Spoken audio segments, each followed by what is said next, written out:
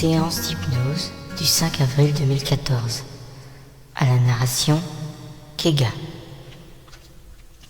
Les pyramides. Je vois des pyramides de toute taille, de couleur foncée. Elles sont en cristal. Il y a des pyramides géantes et des plus petites. La scène ne se passe pas sur Terre. Cela se passe dans une autre dimension. Je ne suis pas dans la scène. Je les vois, mais elles sont floues. Il n'y a aucun être vivant dans la scène.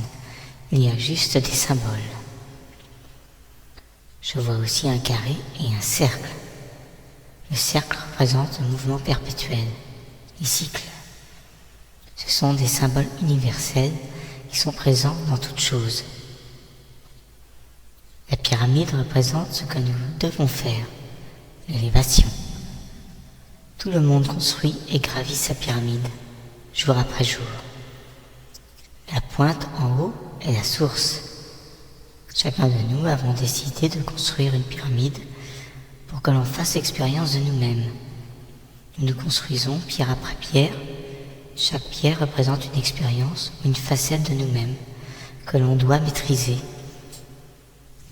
Quand nous avons compris une expérience ou expérimenté une facette de nous-mêmes, alors une pierre est posée et nous pouvons placer la suivante.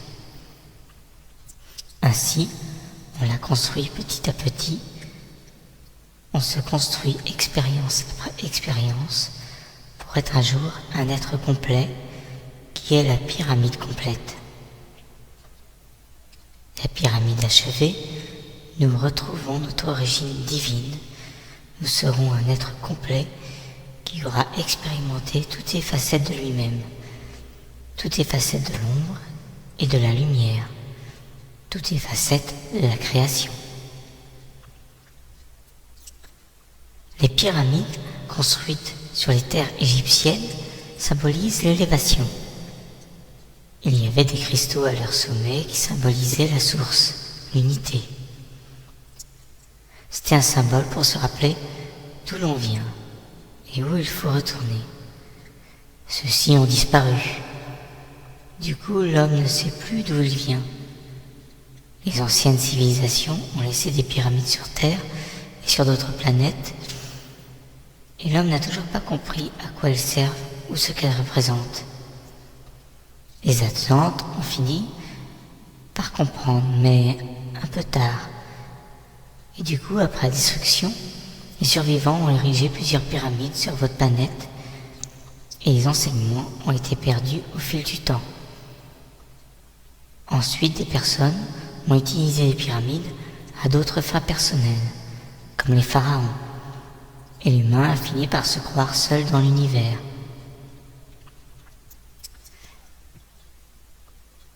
L'univers est un.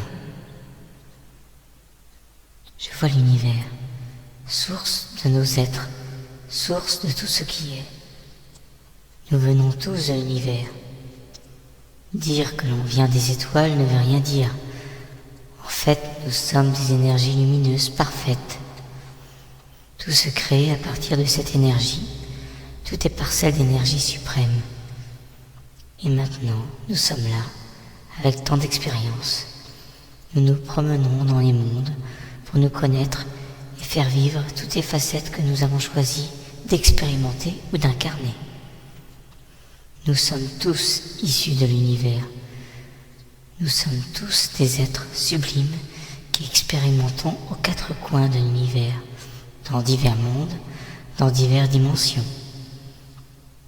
La création est sublime, et on reviendra au sublime quand on aura fait le tour du cercle. Ce sera l'expérience ultime. On a l'impression d'être loin de notre source, alors qu'on n'a jamais été aussi près. Je contemple l'unité de toutes choses. Je fais l'expérience de Dieu et vois ou ressens que tout est relié dans l'univers. Il n'y a pas de mots pour décrire notre source. On ne peut pas expliquer ce qu'elle est. C'est tellement sublime. Il faut se rappeler que nous sommes tous cela, le sublime. Le sublime voilé, mais le sublime quand même.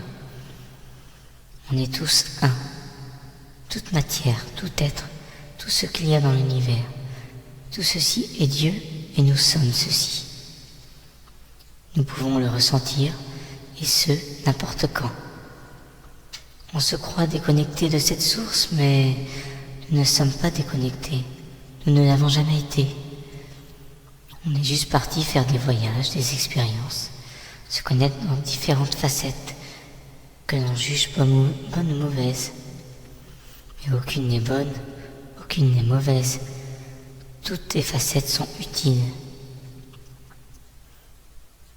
Est-ce toutes ces facettes de la pyramide? Il y a des milliards d'états d'êtres qui représentent chacun une pierre, et la pyramide est géante. Et la source est tout en haut de la pyramide. Elle éclaire et illumine tous les états d'être. Peu importe notre position dans la pyramide, on peut toujours voir le sommet, la source, ce que vous appelez Dieu. Si chacun ressentait sa vraie nature, son être sublime, même une fraction de seconde, tout le monde voudrait retrouver cet état. Si chacun retrouvait la mémoire de ce qu'il est vraiment, qu'il ressente ce que je suis en train de ressentir en ce moment, tous feraient le chemin du retour, et ce, à grands pas, car il n'y a rien de plus beau que cette énergie d'amour puissant qui a tout créé. C'est au-delà de toute émotion humaine, ou de tout sentiment humain. Qu'il est petit notre monde humain à côté. Tout ce que l'on vit au quotidien, les émotions, les expériences, ne sont que des broutilles. On se fait un monde de nos vies qui ne sont rien du tout, en vérité. On se juge, on se pose des questions tout le temps. Il faut retrouver sa nature divine. Comme il a déjà été dit maintes fois, l'homme doit penser et agir en tant qu'être divin et non en tant qu'être physique. Ainsi, il verra l'unité en toutes choses et sa réalité changera. Il faut que l'homme enlève les voiles qu'il a créés lui-même, car c'est bien lui qui a mis les voiles entre les réalités, entre sa réalité et les autres dimensions. Car au départ, le voile n'était pas là, il n'existait pas. Les Lémuriens le savent bien.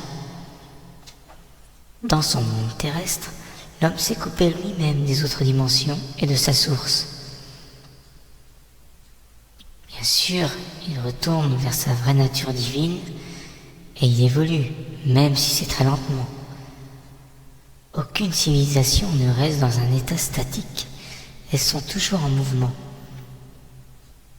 Au mieux, notre civilisation ira vers la lumière et créera une civilisation avancée spirituellement et technologiquement, basée sur la fraternité et le progrès. Au pire, elle se détruira elle-même et disparaîtra du globe, comme ce fut le cas de l'Atlantide, où non seulement la civilisation a disparu, mais son continent aussi. Si l'humain savait la nature réelle de l'univers, s'il savait comment l'univers et la création fonctionnent, il se verrait lui-même bien primitif, ce qu'il est vraiment. Il se verrait comme un enfant qui n'écoute pas ses parents, un enfant qui les a chassés, un enfant à qui on a donné plein de jouets mais qui ne sait pas les utiliser. Alors il fait n'importe quoi avec et détruit même le parc dans lequel il joue. Ce parc est la planète Terre. Les parents attendent patiemment, sans jugement, que l'enfant ait fini sa crise pour enfin se retrouver réunis. Heureusement, des éveilleurs de lumière sont parmi vous et travaillent pour élever ce monde. Mais est-ce que les humains vont se réveiller à temps? Ou est-ce que votre civilisation va s'éteindre? Mais même devant l'aube d'une catastrophe, les humains dorment encore. Par contre, une fois la catastrophe arrivée, l'humain réveille sa compassion et sa bonté. Son côté spirituel se réveille. L'humain a un côté spirituel et animal. L'âme est spirituelle, mais s'incarne dans un corps animal. Il a donc l'instinct animal qui cohabite avec le côté spirituel. Chez certains, le côté animal a complètement caché le reste. Après la catastrophe, certains survivants Atlantes ont fondé ou élevé d'autres civilisations comme les Mayas ou Égyptiens. Ce sont devenus des civilisations brillantes, mais malheureusement cela n'a pas perduré, car l'homme est retombé dans ses travers. Il a expérimenté une fois de plus les énergies de l'égoïsme, du pouvoir. Il y a des enfants qui ne veulent pas grandir et qui continuent à jouer au même jeu indéfiniment. Mais bon, ils finissent tous par grandir un jour. L'humain grandit quand il comprend que ses semblables et son entourage jouent le rôle de miroir. Ces miroirs sont partout car nous sommes tous un miroir pour quelqu'un d'autre, et vice-versa. L'humain n'a pas assez d'objectivité pour se voir tel qu'il est, surtout pour voir ses défauts. C'est pour cela qu'il a placé des miroirs dans sa vie. Ce sont des êtres de son entourage, ou parfois de passage. Cela l'aide à se rappeler tel qu'il est et sur quel aspect de lui-même il doit travailler. Celui qui se reconnaît dans un miroir et qui décide de corriger certains traits de sa personnalité qu'il juge mauvais et de travailler dessus, fait un grand pas en avant. Sur Terre, on est dans une réalité virtuelle que l'on se crée nous-mêmes au quotidien. Dieu et les religions. Dieu n'est plus divisé dans plusieurs religions. Aujourd'hui, Dieu est reconnu comme un, car le champ de conscience planétaire a permis cela. Il faut une certaine énergie pour voir l'un. Avant, ce n'était pas possible. Il y a encore quelques décennies, l'énergie était trop dense sur votre planète. Mais aujourd'hui, vous avez rendu possible cette vérité universelle. Car vous avez créé une énergie de conscience planétaire qui a permis de la voir. Grâce à une vision différente et plus grandiose de Dieu, les religions vont tomber dans un futur proche. Pour l'instant, elles s'accrochent à leur pouvoir et vous donnent l'illusion qu'elles sont encore utiles.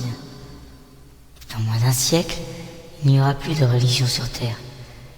Il n'y aura qu'une seule pensée et vérité sur Dieu, la même qui était enseignée en Lémurie et en ancienne Atlantide, avant que l'égoïsme et le pouvoir s'emparent de l'humain. Et elle est l'un, l'unité. Et les humains vont le redécouvrir, car le voile qui cachait cette vérité universelle a été enlevé.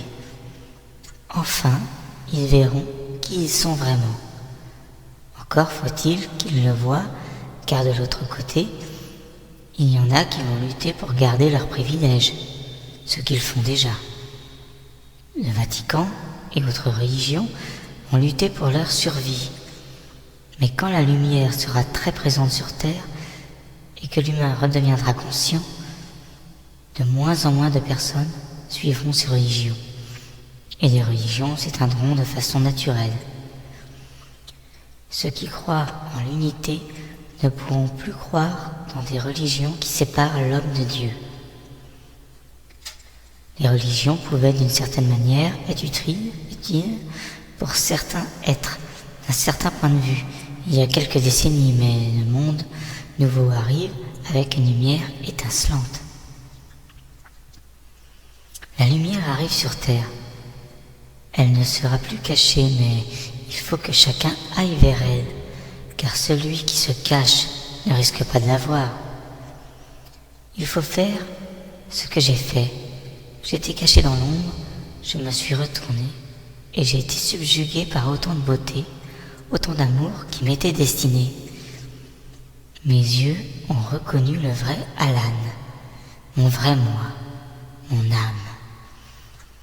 Je me suis aperçu que l'être qui était caché dans l'ombre n'était pas moi, mais quelqu'un que j'avais créé de toutes pièces, une invention. Cette créature a essayé de lutter pour que je continue mes expériences avec elle, Elle était là, toujours à essayer de me convaincre qu'il fallait que je la suive. Comme dans le retour de Crayon. La créature attend chaque humain au tournant. Certains réussissent à la déjouer, d'autres se laissent manipuler et lui laissent ses commandes pour diriger leur vie et leurs expériences. Cette créature est l'ego. Avant, on ne pouvait pas voir cette lumière, car l'énergie était trop dense, on se retournait et c'était l'ombre partout. Pendant longtemps, les humains ont cru donc à cette réalité qu'ils avaient créée eux-mêmes. Ils se sont emprisonnés d'une certaine manière. Aujourd'hui, on peut retrouver la lumière en soi, car la lumière est devenue visible. Celui qui revient vers elle va vivre ce que vous appelez l'ascension.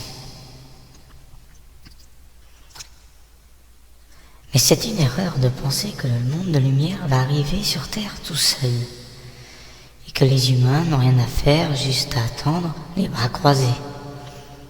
C'est de la naïveté de penser que le monde de lumière va s'installer tout seul sur Terre. C'est aux humains de créer ce monde tant attendu. Ils peuvent déjà se connecter à leur lumière intérieure qui cherche à les illuminer. Mais pourquoi ferment-ils les yeux ? Il faut éveiller les gens, car chaque nouveau être éveillé, le champ de conscience unitaire se modifie et devient plus fluide et plus lumineux. L'énergie autour de nous change et le voile s'amincit de plus en plus entre les dimensions.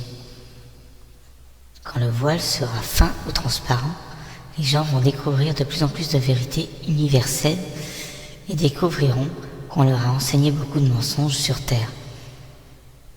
Leurs croyances changeront et beaucoup de croyances actuelles tomberont. Il faut maintenant que chacun sorte de son monde d'illusions. Pendant combien de temps encore les humains vont-ils fermer les yeux ? Heureusement qu'il y a plein d'êtres qui se sont incarnés sur Terre pour aider les humains à se rappeler qui ils sont vraiment. Ces êtres savent que l'humain peut voir la lumière en lui. Ils connaissent ses potentialités qu'il y a à se reconnecter à notre époque. Ce sont des phares de lumière qui éclairent dans la nuit. Que chacun redécouvre